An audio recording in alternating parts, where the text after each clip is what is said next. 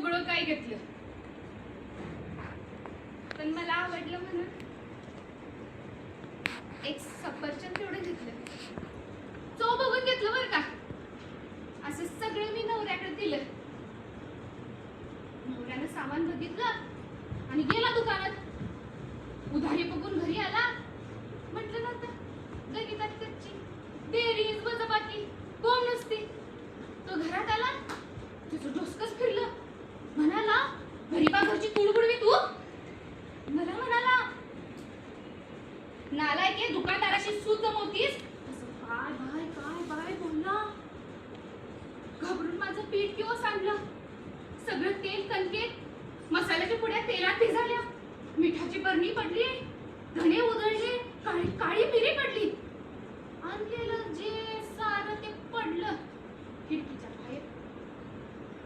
आता एक एक गोष्ट रस्त्यावर पडली म्हटल्यावर लोकांनी सगळी पळवली.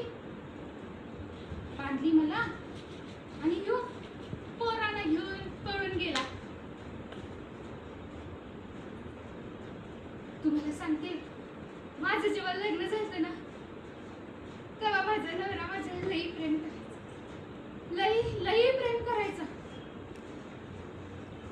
फक्त त्यो आणि त्योच मला मारायचा. तो अधिकार त्याचाच, पण अत्यंत काळजीपूर्वक मारायचा. आता कमरेचा बेल्ट असा काढायचा, बक्कळ हातात धरायचा आणि मारायचा. पण बक्कळच्या बाजूला कधी नाही, कधी कधी नाही. हातातील अंगठी अशी अलगद बाजूला काढून ठेवायची आणि मग पडायचा काला. पण अंगठी घालून आईची आण सांगते, कधी कधी मारलं नाही, कधी नाही. आता लाथा त्या पण कशा, असा पायातला जोड काळजीपूर्वक बाजूला ठेवायचा आणि मारायचा लाथा. पण जोड घालून कधी नाही मारलं,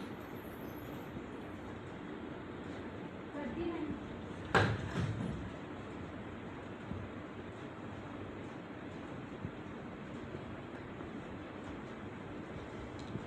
पोराने घेऊन पळून गेला. बांधली मला, सोडायचा मात्र विसरला.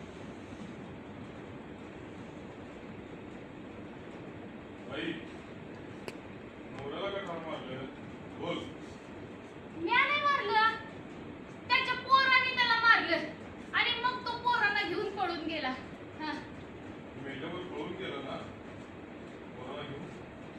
तसं नाही, मी आधी मेले, मग तो मेला आणि मग तो पळून गेला.